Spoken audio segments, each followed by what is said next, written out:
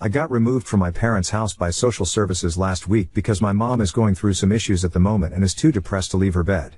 I was first placed in a group home for foster children, though I don't think I'm a foster child because my mom is still caring for me. She is just going through something at the moment. I personally think I would have been fine staying at home because I'm very mature for my age, everyone tells me. But my grandpa reported my mom to social services, which is why I got removed. After being at the group home for a few days, my uncle finally got permission to take me in for a while until my mom is better. I don't know my uncle that well. He's my dad's brother, and since my dad died I haven't really had much contact with his side of the family. My uncle lives with his two sons who are 11, Oliver, and 9, Jamie. I've had to start sharing a room with Oliver, and Jamie shares with my uncle since there are only 2 bedrooms in the house. I hate this because at my proper house I have my own room and I just don't understand why I can't stay there. I've had to be removed from school because my uncle lives so far away and they're not able to get a place for me until September, which means I'm just sat at home doing nothing all the time. I just hate it here. When we're home, Oliver never wears clothes, sometimes Jamie too, but he usually wears underwear. But the second that Oliver gets home from school he just strips completely. It makes me feel so uncomfortable and weird because why does he feel he can expose me to that? I don't like seeing it and it's just weird. I mentioned this to my uncle and he basically told me to deal with it, and that this was Oliver's house first. I told him that I think it's weird and it makes me feel uncomfortable. He doesn't understand how much of a change this has been for me. I don't even want to be here, and it's so weird that Oliver just won't wear underwear at least. It's not like it's a big deal. I don't want to see him undressed all the time.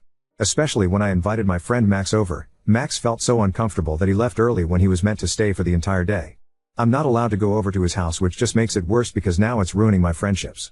How old are you? Reach out to your social worker and explain that everyone in the new house walks around naked and you don't feel comfortable there. They will most likely try to find some other accommodation. It will not be a quick fix though. Oop, I'm almost 15, you will not be allowed to live alone. But they may be able to move you to another home. Keep pushing for it. If the social worker will not help, escalate it. State that you feel you are being sexually harassed by your cousins and uncle by being forced to see them naked. You can go so far as to say your uncle supports it. It may get messy and your family will blame you. Don't let them make you feel bad for this. You did nothing wrong and are having a bad situation forced on you because of mistakes others made.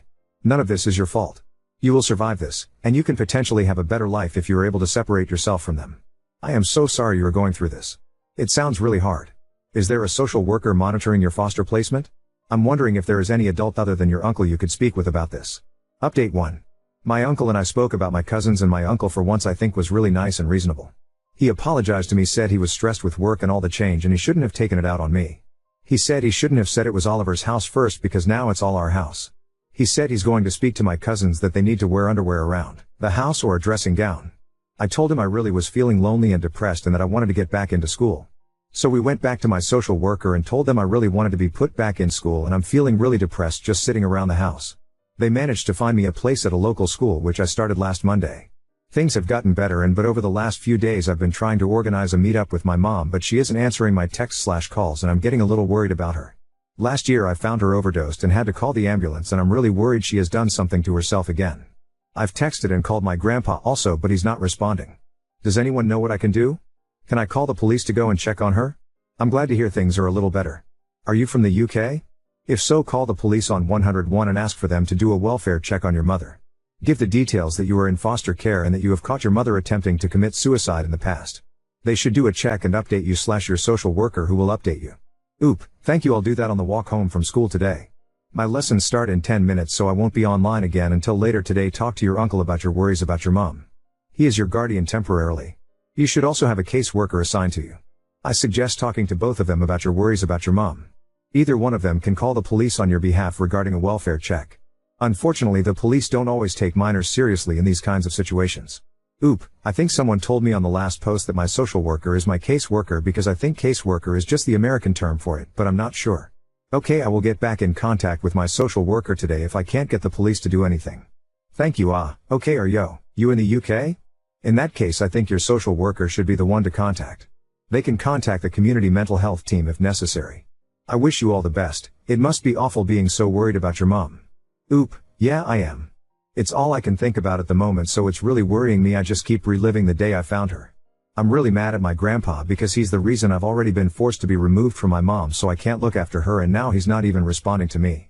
Update 2. My uncle and I had a huge argument and he ended up throwing me out, which I don't know, maybe is a good thing. I didn't really like living with him. Currently I am with a very nice old lady and her other foster child. I finally managed to get in contact with my grandpa and I got an update about my mom. She's in hospital at the moment. She tried to end her own life again. I really feel awful, especially because I wasn't there to protect her. I know everyone here says it isn't my job to protect my mom, but if I were there she wouldn't have done this, I would have been there. I don't know how well she is and they aren't letting me visit. I asked my grandpa about why he took me away and then stopped responding to me and why he started to ignore me. He said he just didn't know what to say and that I was so angry at him. Which I am really angry. But I still wanted to talk to him. I don't really think Reddit is good for my mental health. People were sending me pretty horrible things to my DMs and telling me my mom had killed herself to get away from me. So I might not respond to any more messages and I'm not going to post any more updates. It sounds like the grandfather is trying, but Oop is lashing out whenever they talk. I don't know what to say, you are just so angry from the grandpa. The Oop stating they know they are very angry but still want to talk is a tough one. I can see why the grandfather stopped answering calls if every exchange W, as Oop screaming at him about how he ruined Oop's life. Plus it sounds like the grandpa has his hands full with his mentally ill daughter. I don't see how everyone failed him. The mother was incapable and mentally ill, so Oop was removed. Placed in foster care, but a family member took them in quickly.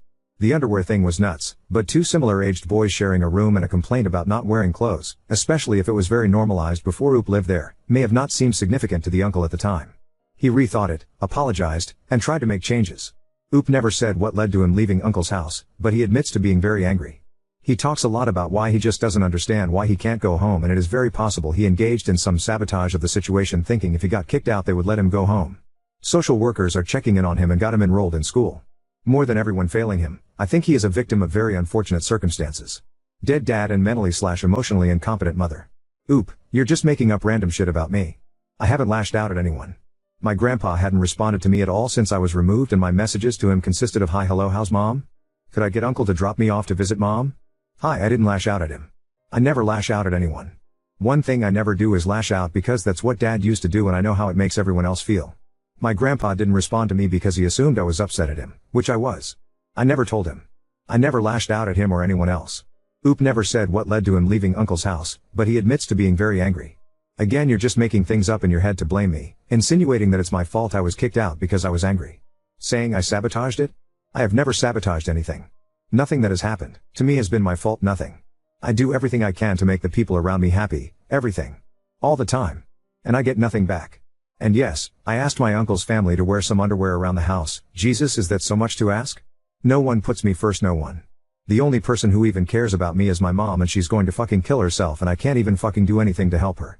Don't call her mentally incompetent. This is why I said I wouldn't look at the comments. People I don't even know are blaming me for things that didn't even happen. You're literally making things up in your mind to justify blaming me. I don't understand why people do this to me all the time. Good God, honey, even if you had lashes out, you have so much reason to not be okay right now, and the people sending you messages and being shitty to you are the ones who are mentally and morally incompetent. You are under too much stress for a person so young. I hope the people you are staying with now are nice and you can lean on them some. I'm on the wrong side of the ocean, but I'm still a mom and I would message with you if you need to talk. I hope the hospital helps your mom get better so you can be back with her at home soon. Take care and don't listen to the assholes. Oop, thank you. I knew I shouldn't have read the comments, yet I still did, and it just made me more upset. I'm glad there are kind people out there like you and like my new foster carer. Who BTW is really kind and nice to me and is really trying to get me to see my mom. I've only been with her for a little while, but I feel like someone is finally taking my side and understanding how I feel.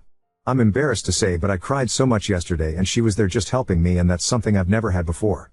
I've never had someone make me hot chocolate and let me pick a film and we just sat and watched it. I'm really hoping that this continues. Update 3. Some people were again mean and negative about me in the comments, like people just assuming I was violent and lashed out at my family. I don't do that, just setting the record straight. I never did that, not one. I think I was disrespectful to one commenter I replied to. They were assuming things about me and I was angry and disrespectful to them in my reply. I won't tag them in case they don't appreciate it. But I want to apologize to them. I'm sorry. I want to spread positivity and happiness, not negatively. I also took the advice of someone in the comments to turn off my DMs because that's where the really nasty or perverted people were messaging me.